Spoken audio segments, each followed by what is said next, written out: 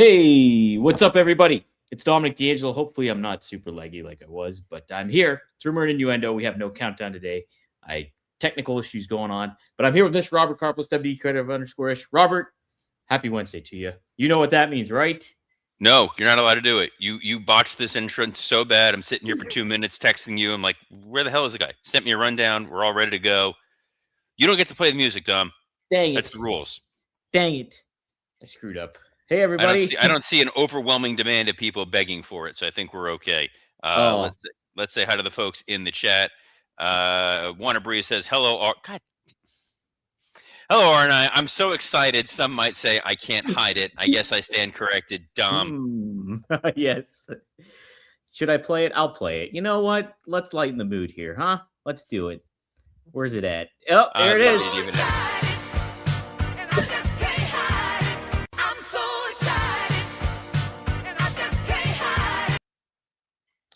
That may be how W can correct course for WrestleMania. Get the Pointer Sisters. Cammy Star says, after morning all.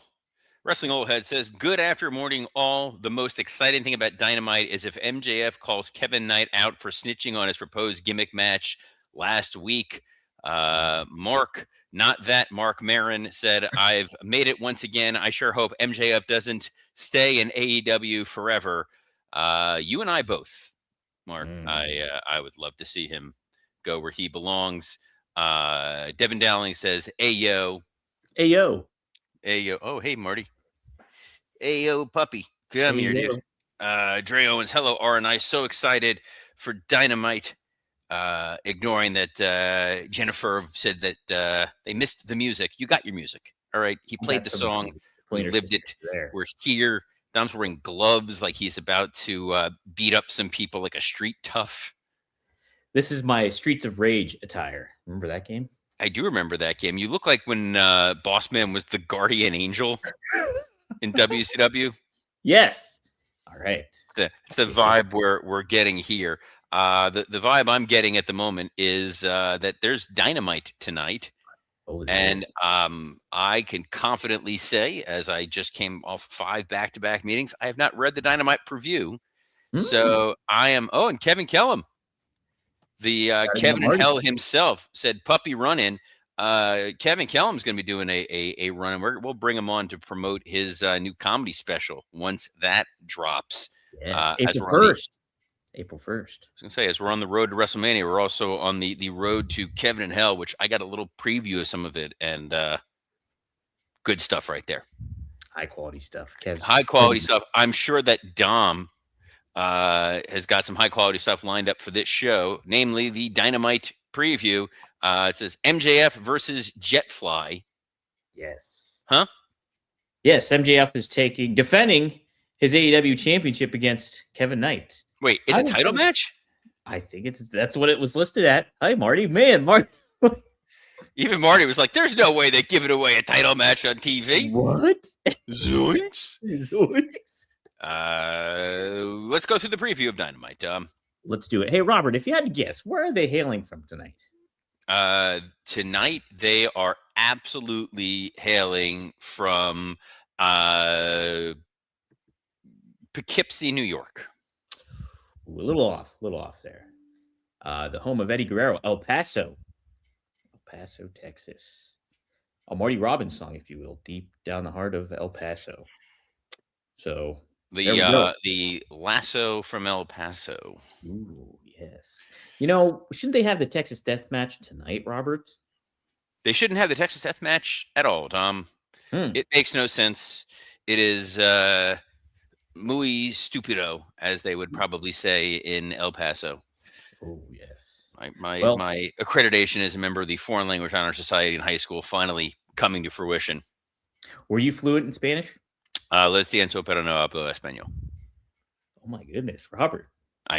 Betsy. That's pretty good.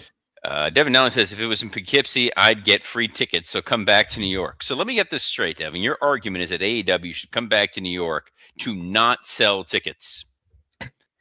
They have no problem not selling tickets everywhere.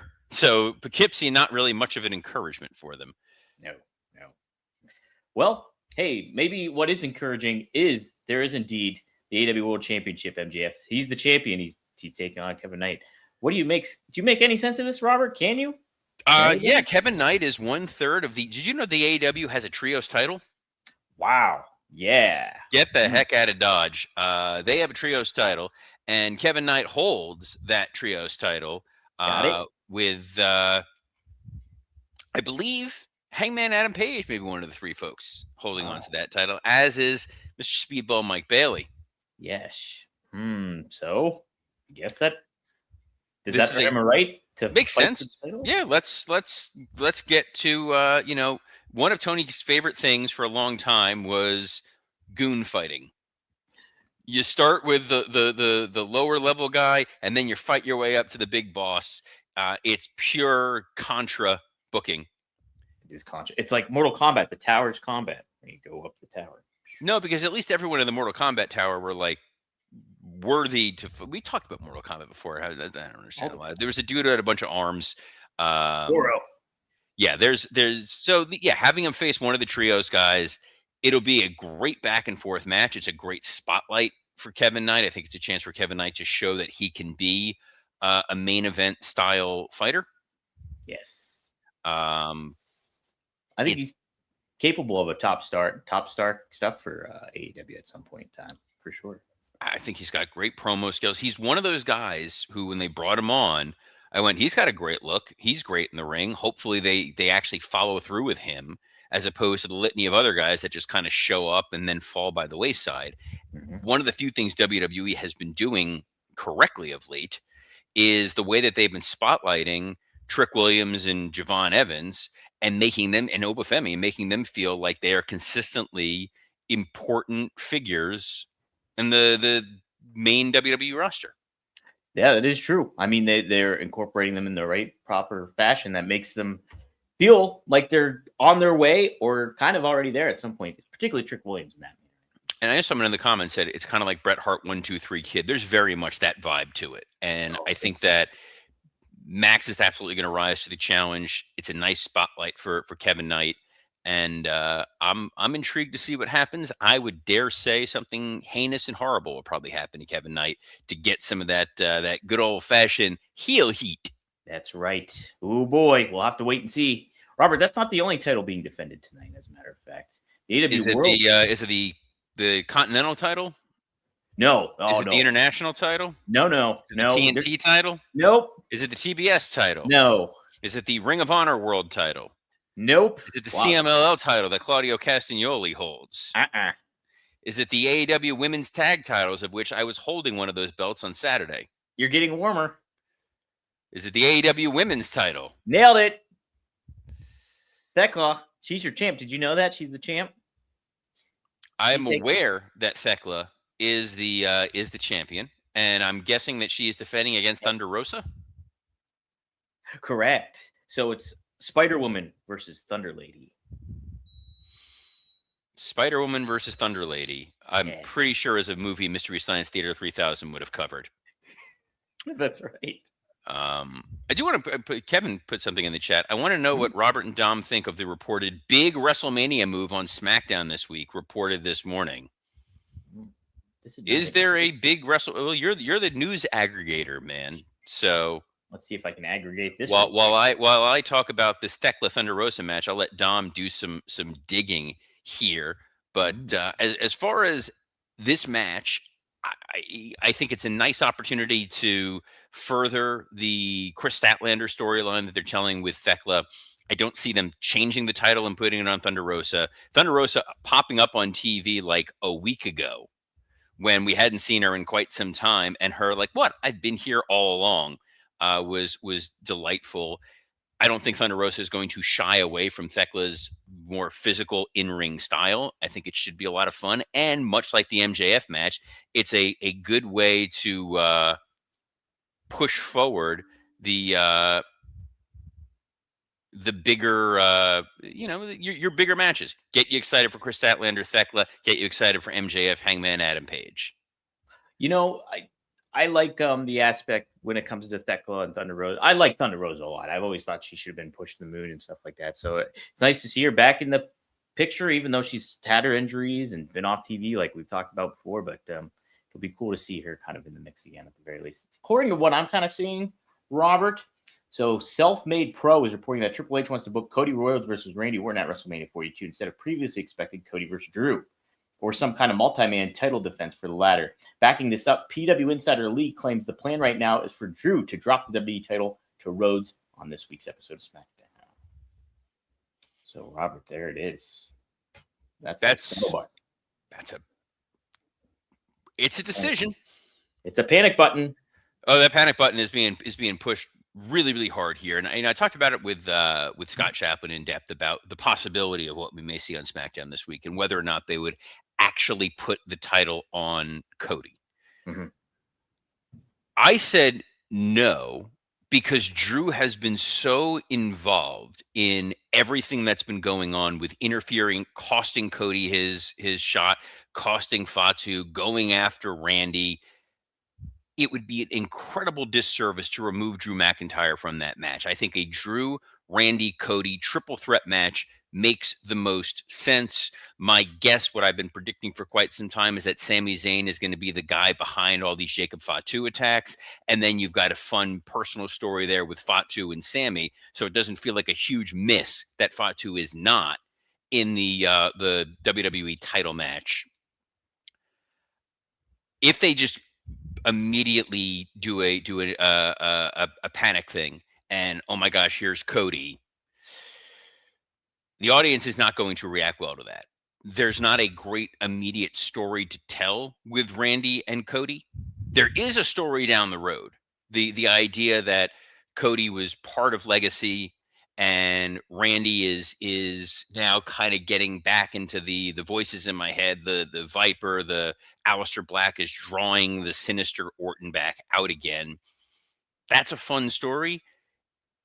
Randy and Cody straight up with no whatever, this doesn't make a lot of sense. Yeah, I mean, like, to your point, they have like the baked in story of their legacy history. But I mean, what a rush kind of thing to do at this point in time, where this is something that should have been like everybody could really sink their teeth into as a feud, Randy and Cody. Like, make it work, make it build up. And that, I mean, they're just throwing it together at last minute if they're doing it this way. And I'm not a fan of that in that regard. Also, what message are you sending to your locker room of the lack of faith that they have in just about anybody? The fact that Dom dropped the Intercontinental title to Penta meant instead of doing a Dom Finn one-on-one match with an invested storyline, we're going to probably get a 10-person, 6-person, 8-person match. The triple threat really feels like the best of all options at this point. I don't want to see a 4-man, 5-man match. I think Jacob Fatu, since he's been back, has not looked as sharp as he looked before his injury. So maybe he needs a little bit of time to ease back into there, giving him a personal story.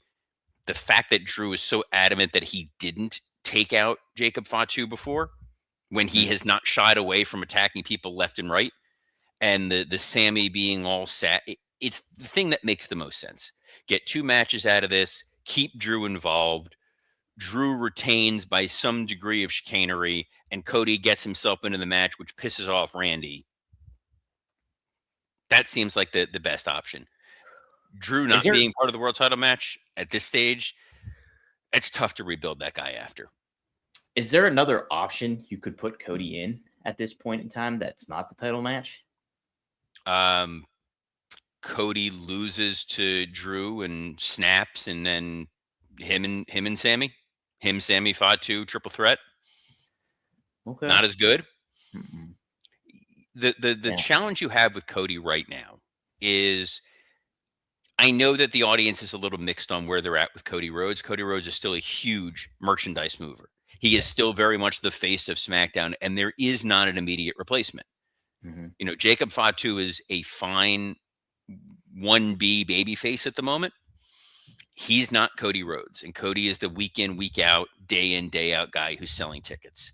This also continues to further highlight, but I will now just beat the drum on every single week in September. Cody versus Roman solved all measure of sins. Gunther versus CM Punk solved all other measure of sins. When you overthink, this is what you wind up with.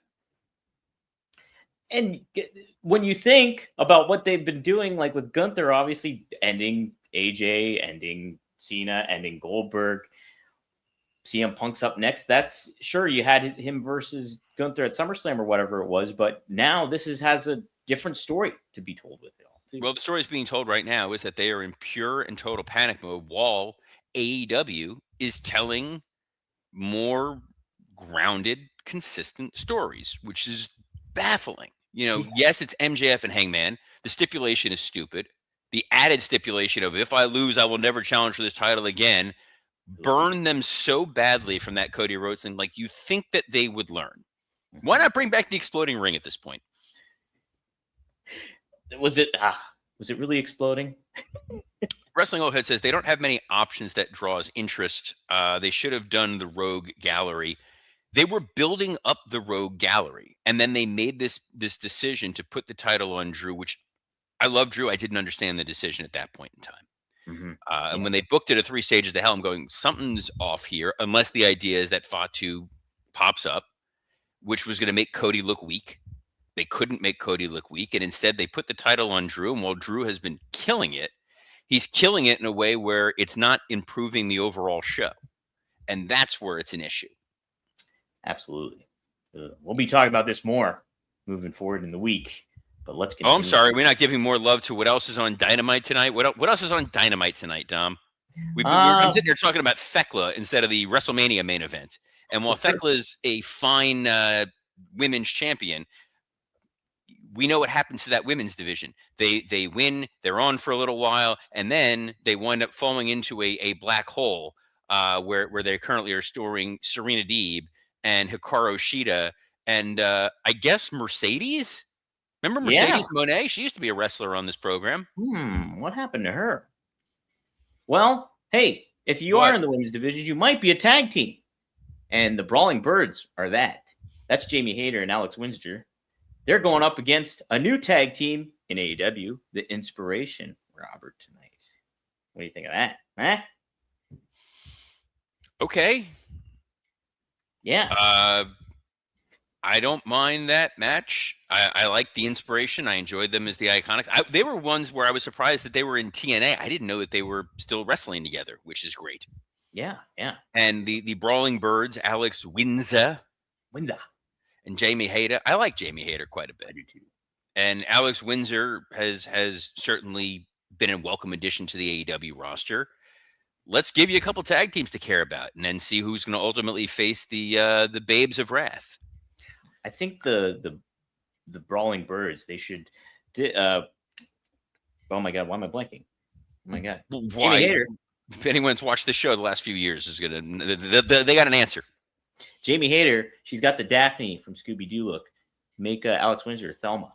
How about that, Velma? You know, I was like, we never got much play. Velma from Scooby-Doo. She's a hip lady. Real hip. Jankies. I was going pure. Can't hardly wait. Oh, that's what we're here. I need that's what to see we're that here for. You've never seen Can't Hardly Wait? I got Letterboxd now, so I'll add it to my watch list. I have no idea what that means. That I got Letterboxd. Isn't it? It's a fancy app. I know it's an app. It's an app where people like write about movies that they watch. Yeah, that's it. And then occasionally on my YouTube shorts thing, I'll get like they'll interview somebody on a red carpet and like, what's your 4 favorite movies? And then they pick like 3 very prominent artsy films. It's like, I liked Shadows by John Cassavetes and 8.5 by Fellini. And also Ace Ventura, When Nature Calls. Ooh, that rhino is up for auction. Did you know that? Tom? Uh-huh. I'm friends with Mike Lawrence. Do you really think that I am not completely read up? Not only that it is up for auction, but Scott Chaplin is trying to rally people together to buy the rhinoceros. What? Yeah. Ain't gonna happen. Imagine having a party and then everybody gets a turn to come out of the rhino. What a shindig, Robert. Just absolutely. Is this everything we have on Dynamite tonight? Have we No, we got a couple more things. Good Lord. You mentioned John Moxley. I at no point mentioned John Moxley. That is a lie. His title. Don't know if this is Eliminator match, Robert, but we got John Moxley versus Hechicero. So again, considering these goon battles, he's building up to face Takeshita. So he's fighting all the members of the Don Callis family versus making Takeshita fight all the members of the Death Riders. Oh. Because Jon Moxley is the babyface going up against Takeshita, who's the heel, but he's also kind of a babyface in this heel stable. Weird. I'm confused. Why you got to waste my flavor? I don't know. Is that another Can't Hardly Wait line? That is another Can't Hardly Wait line. We got to stop quoting. We're going to ruin the whole film for you, dude. Go Right? Watch Can't Hardly Wait. I will. I can't hardly wait to watch it. Goodness gracious, I set you up. Is that everything on Dynamite? Have we covered No. all the matches? Good. No. How long is this show? Is it 3 hours, 4 hours tonight? You never know with Tony Khan, right? Darby Allin and Orange Cassidy, they're teaming up against. They are called the Dogs, Robert. They're just the Dogs. Gabe Kidd and Clark Connors.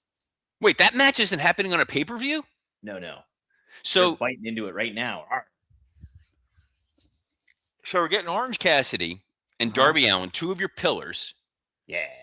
The other pillars being but they actually so it was Jack Perry was a pillar, MJF was a pillar, Darby was a pillar. Oh, and Sammy Guevara was the fourth pillar.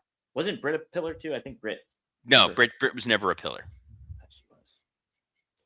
Well, yeah. So what a funny name, the Dogs. Just calling them straight up that. Even Marty's pissed about that. Dude, Gabe Kidd is like, it's a little early for it to say like one of the biggest misses of all time, but we're getting close. Who do you think is the biggest miss of all time? In AEW? Yeah, AEW. What? Wardlow? Wardlow was a can't miss situation. The way that they built Hobbs was a can't miss situation, and they sure as heck found a way to miss on that. Bringing in CM Punk and not capitalizing on that, not a great decision. I'm so glad though that they signed Okada. Tremendous use of him. He was on the Ring of Honor tapings in Jacksonville. Oh wow, man, reaching new levels, breaking new ground. I don't know. Now I'm looking at the thing to make sure there's nothing else scheduled. There's an more. Adam Page in action. Yes. What is that? Who? What? So who do you think he's going up against? Somebody big? Who else is left on the roster? I mean, they got plenty of people on the roster. I'm baffled. I'm dumbfounded. Wrestling Old Head has a question. Because I know we've been curious about talking about AEW, but I'm curious, Robert and John, what do you think about WWE gambling with their two title matches, women's and men's, being built on personal attacks? So we have not talked about the women's one. No. Dom, I don't want to use inappropriate language in front of the dog. So we're going to imagine that when I'm saying fornicate, that there's another word that we're using there. Yes. But what the fornicate are they thinking with this fornicatingly stupid Rhea Ripley, Jade Cargill Twitter battle that maybe this is where I saw, and I tried avoiding this. Chelsea Green had tweeted something. Yes. And then Jade took a shot at Chelsea, which then led to Rhea taking a shot at Jade, to then Jade saying something to the extent of Rhea spends more time talking to the creative team. And don't forget, there's also Piper Niven chimed in, and Jade took a shot at her too. Piper Niven, who's injured, but was part of the That's right. Hey, Robert, did you know only 20% of people in the world are on social media? Are you aware of that? I am very jealous of the 80% right now. Because I don't know if WWE knows that. This is so stupid. I hate the match. I've hated the booking. None of it makes any sense. There was a straight up, let's just do Tiffany Stratton versus Jade Cargill for not doing a women's main event. Keep the title on Rhea and Io. Do a multi-women tag match with or without ladders. And everyone's happy. Instead, you have Rhea on Raw telling Io, hey, sorry you're not going to be on WrestleMania. And he'll be like, it's fine. I'm good. And then we're getting Rhea versus Jade, where the feud is built around creative control conversations that are going on. You know what? I'm gonna go to the Nevers 5512, who just says, "Good morning. Who wants to see Danhausen versus R-Truth? Screw it. Danhausen versus R-Truth. Let's just make it happen." What kind of match? What would they have, Robert? Oh no, like just a 45-minute Matt Classic. Oh, I want like, no, I don't even want Iron. I want like Hackenschmidt, just wrist lock into a hammer lock, into an arm lock, into an arm bar. Maybe we spice it up with a headlock, rear naked shin hold.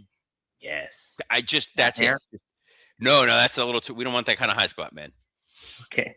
I want what your boy Rob Van Dam does, which is some joint manipulation. Hey. Wrestling Old Head says Danhausen cursed Mania. I think WWE Unreal cursed WrestleMania. They have overthought the overthinking to try to make a show on Netflix that people don't even seem to watch anymore, more important than your actual programming.